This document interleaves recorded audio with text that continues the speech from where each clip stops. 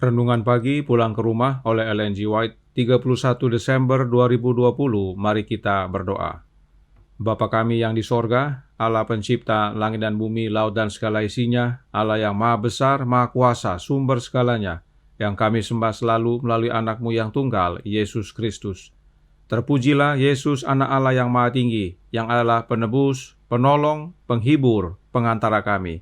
Pada pagi hari ini kami bersyukur boleh bangun dan berbakti dan sebagaimana mendengarkan nasihat firman-Mu. Kiranya ini meneguhkan iman kami, menggugah dan menobatkan agar tetap setia kepada Bapa dan Anak-Nya. Beserta kami sepanjang perbaktian ini kehendak-Mu yang jadi, ampun kami akan dosa dan salah, karena kami berdoa hanya dalam nama Anak Allah yang tunggal, Yesus Kristus, yang adalah Tuhan dan Juru Selamat kami. Amin. Renungan hari ini akan dibacakan oleh Saudara Ben Silitonga. Silahkan Saudara Ben. Selamat pagi. Renungan pagi kita tanggal 31 Desember berjudul Pertikaian Berakhir. Ayatnya terdapat dalam Wahyu 22 ayat 21. Kasih karunia Tuhan Yesus menyertai kamu sekalian. Amin. Umat Allah diberikan kesempatan untuk mengadakan hubungan langsung dengan Bapa dan Anak. Segenap kekayaan alam semesta akan terbuka untuk pelajaran dan penyelidikan umat tebusan Allah.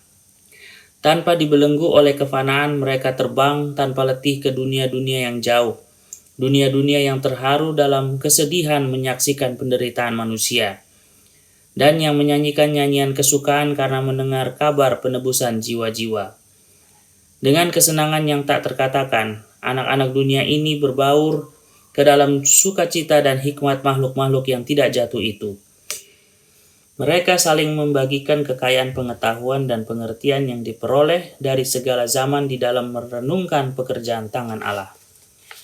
Dengan penglihatan yang tidak samar-samar, mereka memandang kemuliaan ciptaan, matahari-matahari, bintang-bintang, dan sistem-sistem yang semuanya dalam aturan yang ditentukan mengelilingi takhta Allah.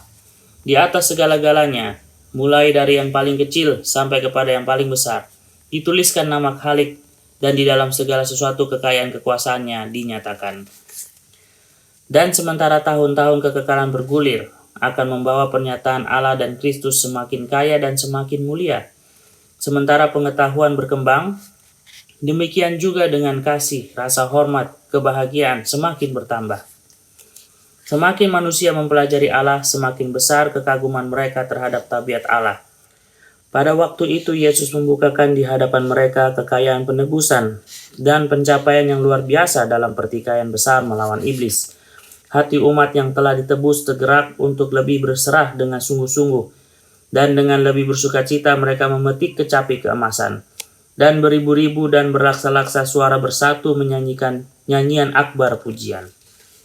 Dan aku mendengar semua makhluk yang di surga dan yang di bumi dan yang di laut dan semua yang ada di dalamnya berkata, bagi Dia yang duduk di atas tahta dan bagi Anak Domba adalah puji-pujian dan hormat dan kemuliaan dan kuasa sampai selama-lamanya.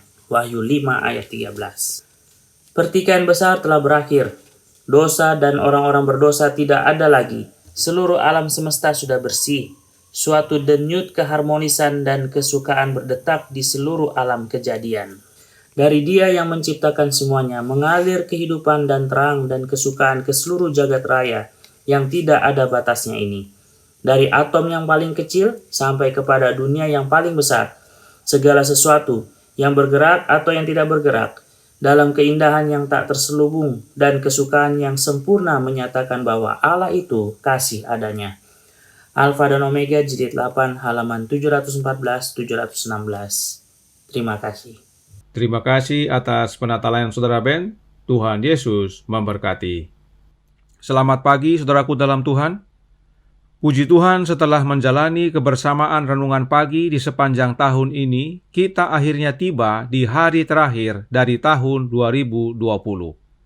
Ada tantangan-tantangan yang kami hadapi, khususnya kondisi kesehatan. Namun puji Tuhan, Dia selalu peliharakan sehingga kita boleh terus bersama-sama melayani. Kami mempunyai banyak kekurangan, karenanya mohon kiranya dimaafkan. Marilah kita saling mendoakan agar masing-masing kita oleh kekuatan dari Yesus Kristus dapat terus saling melayani sampai pada akhirnya. Renungan hari ini menyatakan suatu kebenaran yang wajib kita ingat dan percaya. Pulang ke rumah halaman 386 paragraf 1 berkata, umat Allah diberikan kesempatan untuk mengadakan hubungan langsung dengan Bapa dan Anak. Ini suatu kebenaran yang sangat penting. Pada saat pertikaian sudah berakhir, kita memiliki kesempatan untuk berhubungan langsung dengan dua oknum ilahi, yaitu Allah Bapa dan Anaknya. Dalam tulisan aslinya, Nyonya White menulis Open Communion. Kata communion dalam Alkitab, khususnya versi King James, hanya digunakan oleh Rasul Paulus dan semua diterjemahkan menjadi persekutuan. Jadi, setelah pertentangan besar itu berakhir, umat Allah diberikan kesempatan untuk memiliki persekutuan langsung dengan Bapa dan Anaknya. Dan tidak hanya bersekutu, kita akan melihat Bapa dan Anaknya muka dengan muka. Nah, mungkin banyak umat Allah yang bertanya, lalu bagaimana dengan ayat berikut ini yang dituliskan oleh Paulus juga? 2 Korintus 13 ayat 13 yang berkata, kasih karunia Tuhan Yesus Kristus dan kasih Allah dan persekutuan Roh Kudus menyertai kamu sekalian.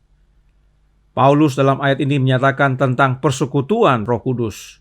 Mengapa Nyonya White tidak menyatakan yang sama?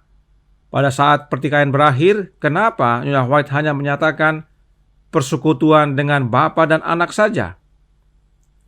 Apakah roh nubuat tidak selaras dengan Alkitab?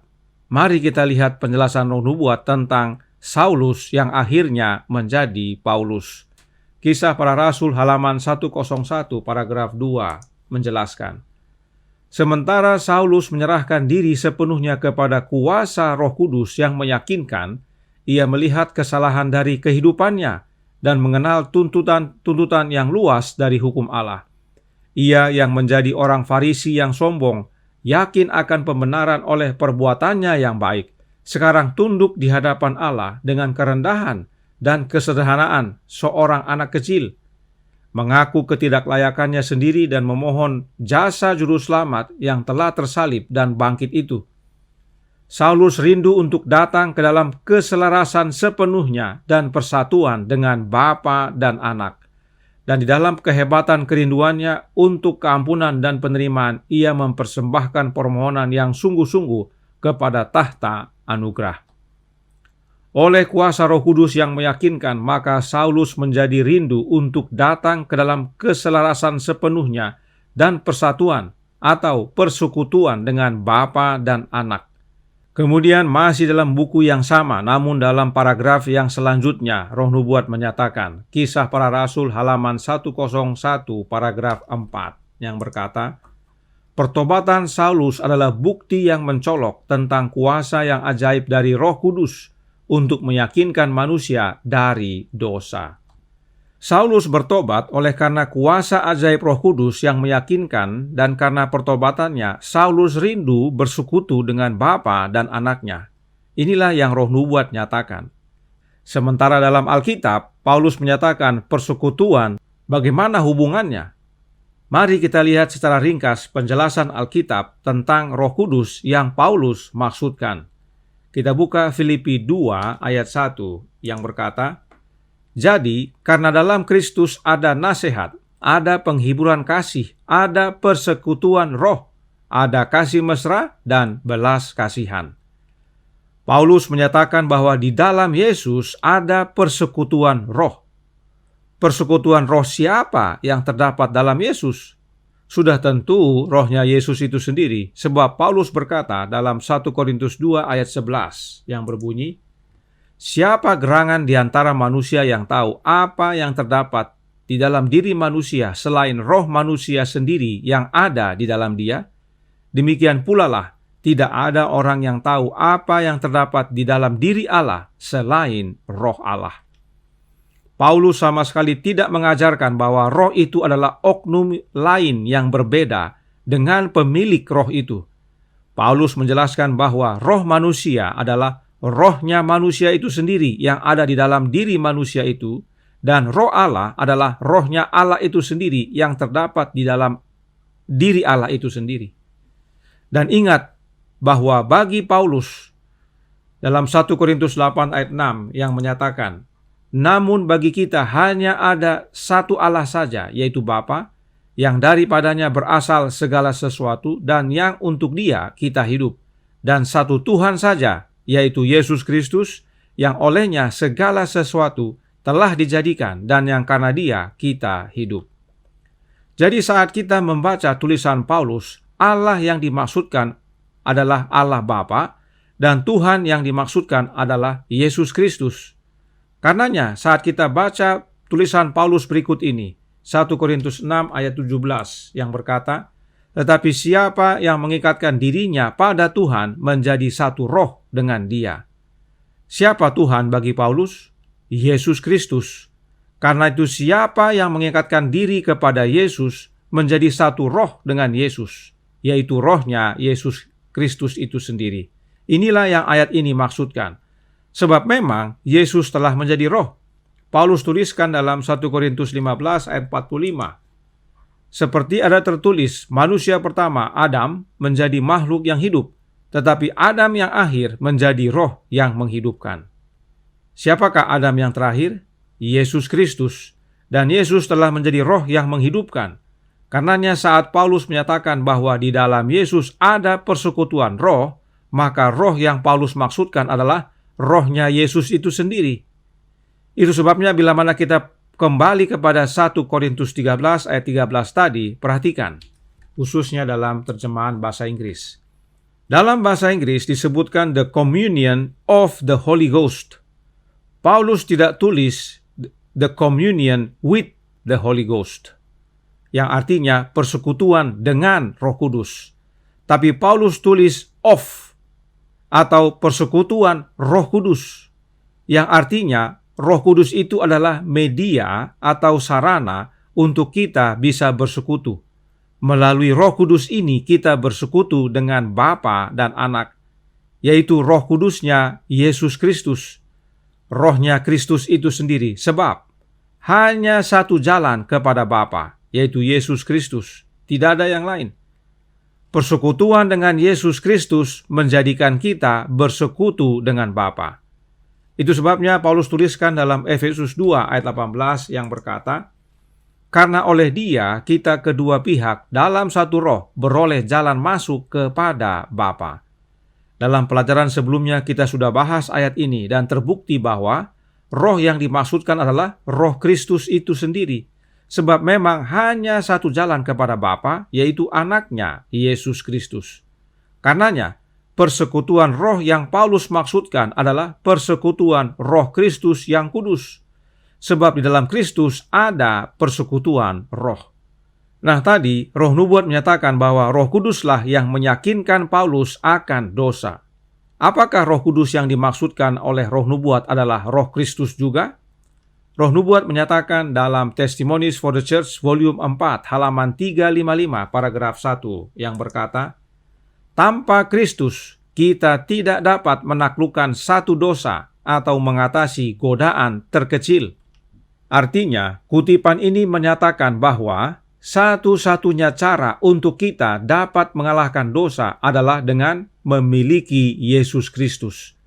Itu sebabnya Roh Nubuat menyatakan dalam manuskrip Releases volume 10 halaman 99 paragraf 1 yang berbunyi, tujuan besar Kristus dalam mengirimkan rohnya, berarti roh siapa? Rohnya Kristus itu, adalah untuk menginsafkan dunia akan dosa, kebenaran, dan penghakiman.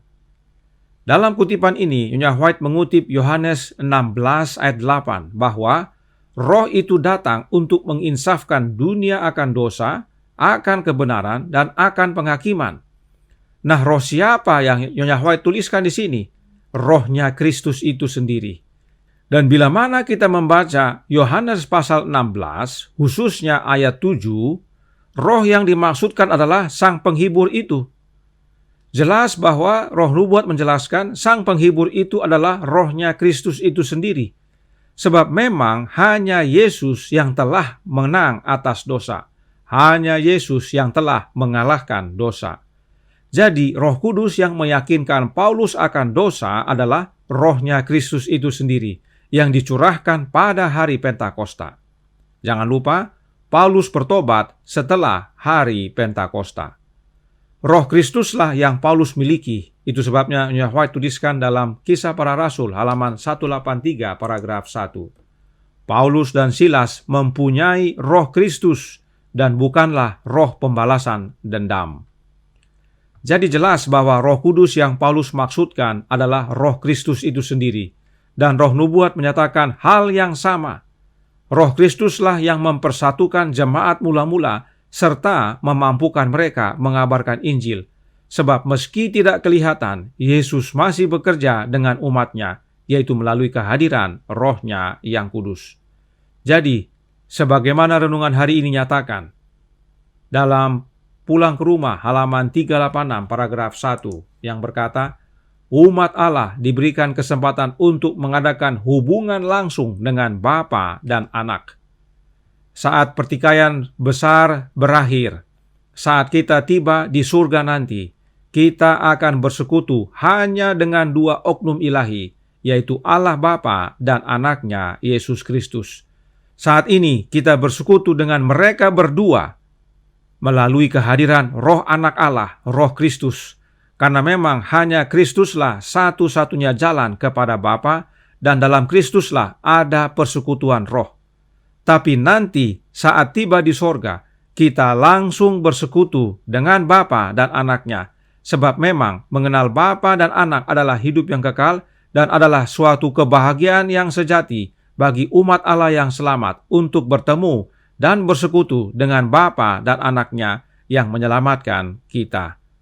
Karenanya, tetap setia saudaraku dalam Tuhan kepada Bapa dan Anaknya, sebab kita sedang dalam perjalanan pulang ke rumah dan kita sudah hampir tiba. Tuhan memberkati, saya bawa dalam nama Yesus. Amin. Mari kita berdoa. Bapa kami yang di sorga, Allah pencipta langit dan bumi, laut dan segala isinya, Allah yang maha besar, maha kuasa, sumber segalanya, yang kami sembah selalu melalui anak-Mu yang tunggal, Yesus Kristus. Terima kasih atas kebenaran indah pagi hari ini, bahwa bila mana kami tiba di sorga nanti, kami hanya bertemu dengan Bapa dan Anak. Kami mempunyai hubungan langsung, bersekutu langsung dengan Bapa dan Anak, sebab merekalah yang menyelamatkan kami. Mengenal Bapa dan Anak adalah kehidupan yang kekal. Oleh karenanya, curahkan Roh Anak-Mu dalam hati kami ya Bapa, sebagaimana kami berjalan pulang ke rumah, dan kami sudah hampir tiba. Tolong kami agar boleh berjumpa dengan Bapa dan Anak pada akhirnya. Beserta kami sepanjang hari ini, kehendak-Mu yang jadi, ampun kami akan dosa dan salah, karena kami berdoa hanya dalam nama Anak Allah yang tunggal, Yesus Kristus, yang adalah Tuhan dan Juru Selamat kami. Amin.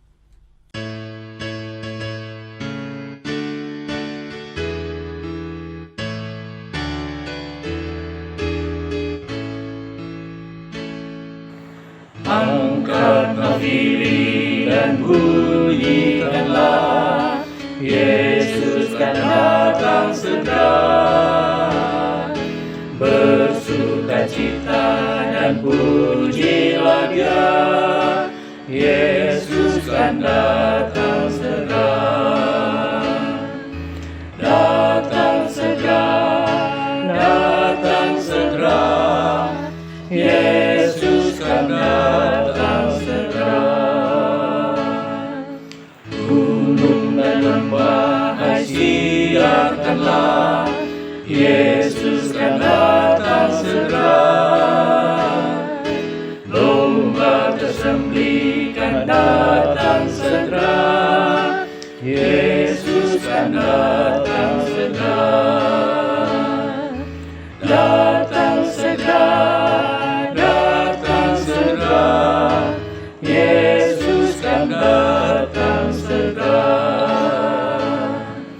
Bangsa marah itu tandanya, Yesus kan datang segera. Pengetahuan bertambah-tambah, Yesus kan datang